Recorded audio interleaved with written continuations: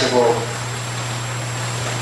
왜 방탕하면 이렇게 외식하는 위선자가 받는 디코토미오 형벌이 있다라고 말씀하고 있어요. 이렇게 하지 말라고.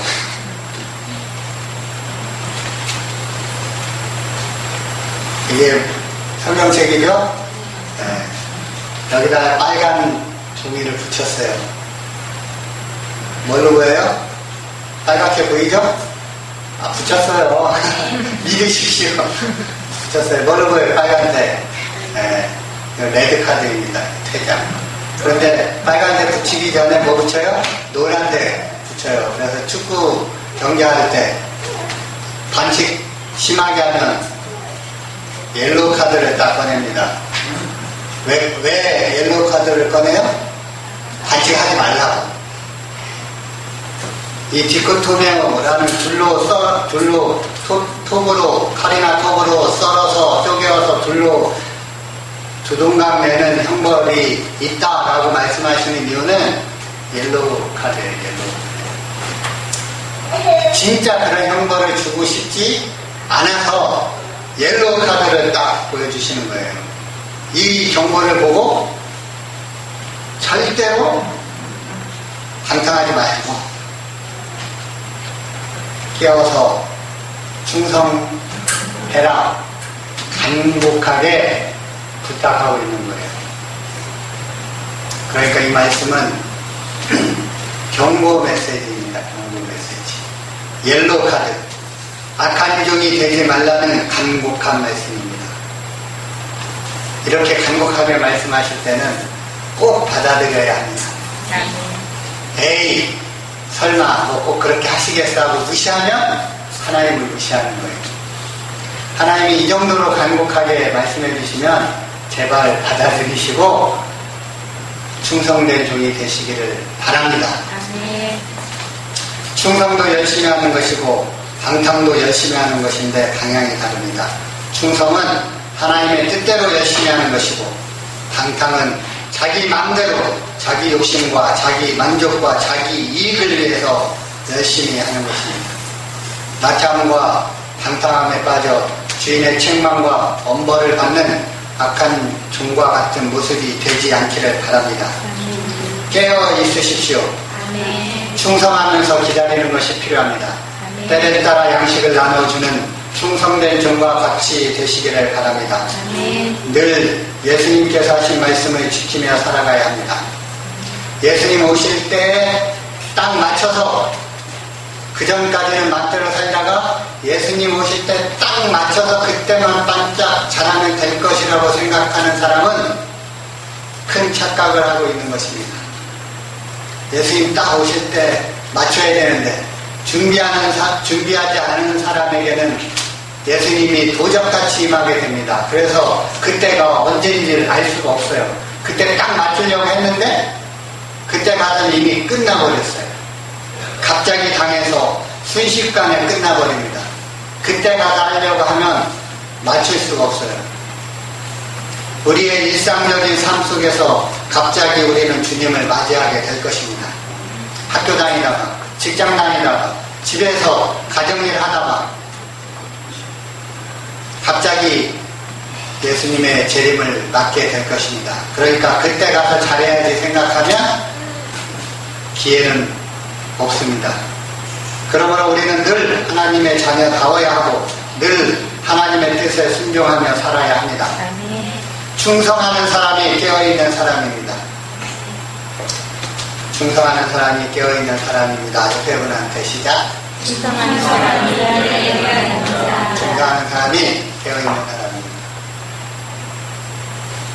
욕심을 따라 살지 말고 하나님의 말씀을 따라 살게 되시기를 바랍니다. 지혜로운 종이 되어야 합니다. 충성되고 지혜로운 종. 지혜로운 종은 어떤 종입니까? 주인이 올 때를 생각해서 맡겨진 일을 잘 섬김으로써 주인을 맞을 준비를 하는 종이 지혜로운 종입니다.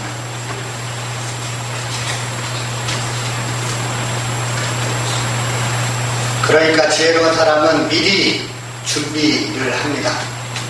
준비하는 사람이 지혜로운 종입니다. 지혜로운 종이 되어야 합니다.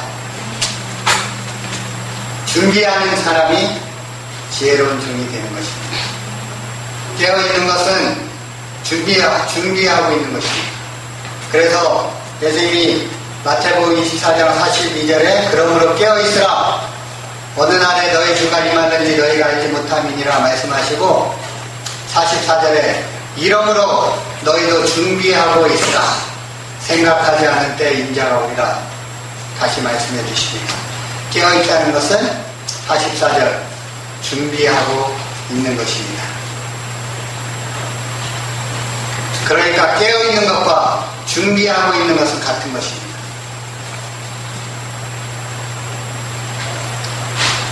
예수님은 재림의 갑작스러움을 말씀하신 후에 재림에 대비하는 비결을 말씀하셨는데 그것은 준비하는 것입니다.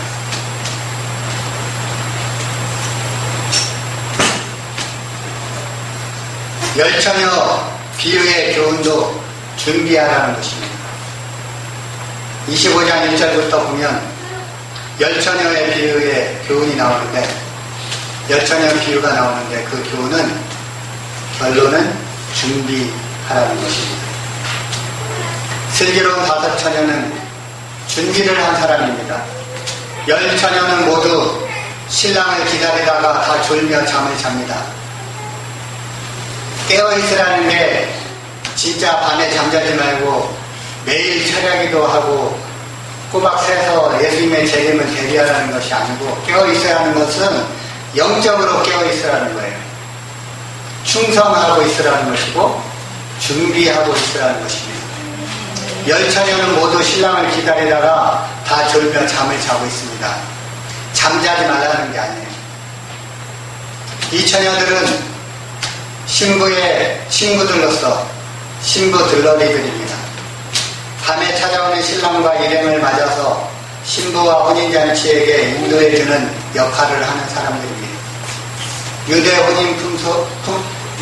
혼인 풍습에서는 신랑이 잔치집에 들어서는 순간부터 문을 굳게 닫고 자물쇠로 잠궈버립니다.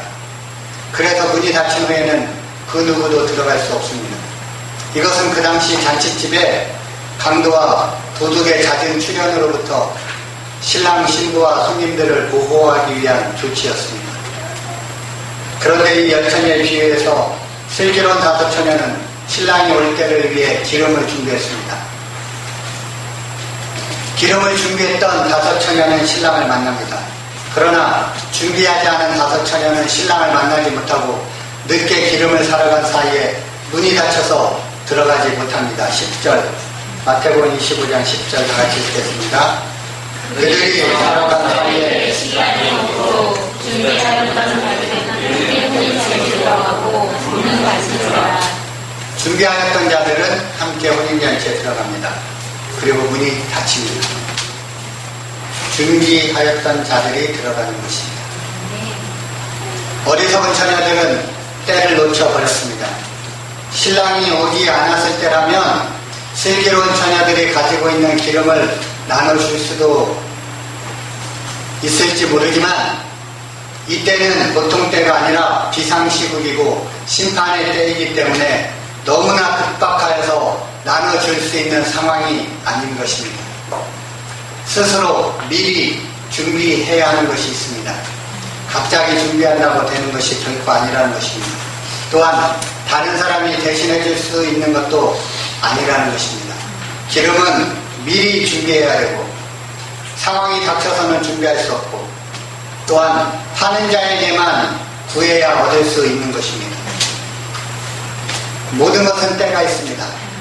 먼저 해야 할 것이 있고 더 중요한 것이 있습니다. 신랑을 맞이해야 될 때 기름을 사러 가면 이미 늦습니다. 은혜의 때에 준비해야 합니다.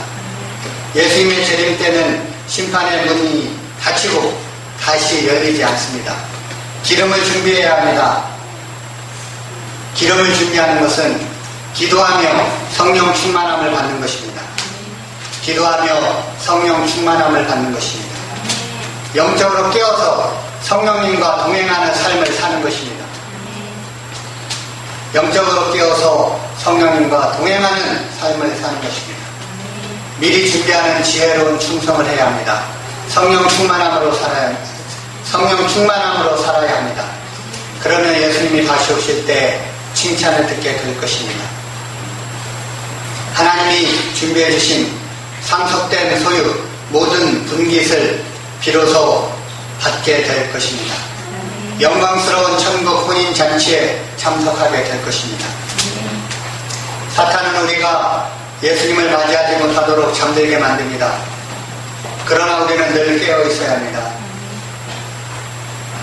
매번 사건마다 간당간당하게 간신히 대충 넘어가는 신앙생활만 하다가 보면 정작 예수님을 맞이할 때가 되어서 찾아보면 등은 준비했으나 여분의 기름이 하나도 준비되어 있지 않다는 것을 깨닫게 될 것입니다.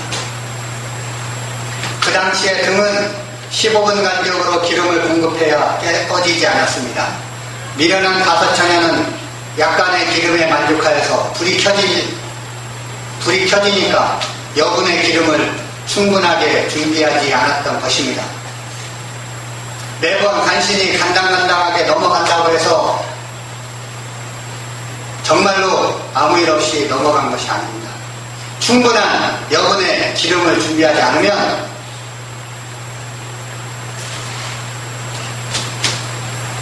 예수님 오실 때 예수님을 맞이하기 어렵습니다. 경건의 모양은 있으나 경건의 능력은 없는 그리스도인, 겉모습은 갖추었으나 성령님과 동행하지 않는 신앙인들이 등은 있으나 여분의 기름이 없어서 혼인잔치에 들어가지 못하는 미련한 5처녀의 모습입니다. 여분의 기름을 충분히 준비한 헌신된 충성하는 깨어서 준비하는 슬기로운 5처녀들이 되시기를 바랍니다. 신랑을 기다리는 것은 인내가 필요합니다. 신랑이 그토록 늦게 올 줄은 아무도 몰랐습니다. 예상치 못한 여러 위기가 발생하고 처녀들은 그로 인해 어려움을 겪습니다. 종말의 때가 다가올수록 핍박은 강해집니다. 신실한 이들은 영적 혼란에 빠져 우왕좌왕하게 되고 사탄의 공격으로 믿음이 흔들리기도 합니다. 그때를 대비해 믿음의 전신갑주를 입고 인내하며 기다려야 합니다. 신랑 되신 예수 그리스도를 기쁨으로 맞이할 수 있도록 늘 깨어 기름을 채우고 인내로 경주하는 승리의 삶을 살게 되시기를 바랍니다. 10처녀는 모두 신랑이 더디오자 졸며 자는 연약함을 가지고 있었습니다. 그럼에도 불구하고 지혜로운 5처녀는 충분한 여분의 기름을 준비하고 있었던 것입니다. 같은 공간, 같은 시간에 같이 예배를 드리고 있어도 그 안에 생명의 영이신 성령님과 동행하고 교제하고 영적 생명력을 가지고 있는 자가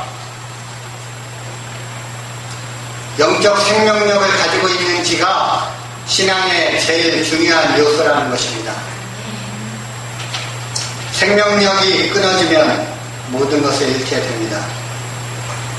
나무줄기에서 끊어진 가지는 시간이 지나면 다른 모든 것이 다 시들어버리게 됩니다.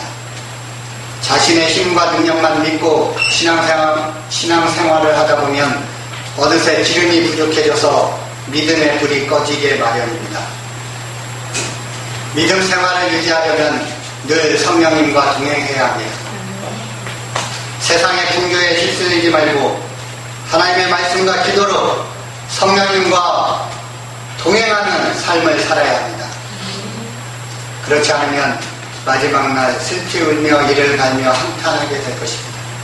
늘 깨어 성령님을 의지하고 그분의 임재를 경험하며 그분과 동행하는 삶을 살게 되시기를 바랍니다. 성령의 기름 부으심으로 늘 승리하며 살게 되시기를 축복합니다.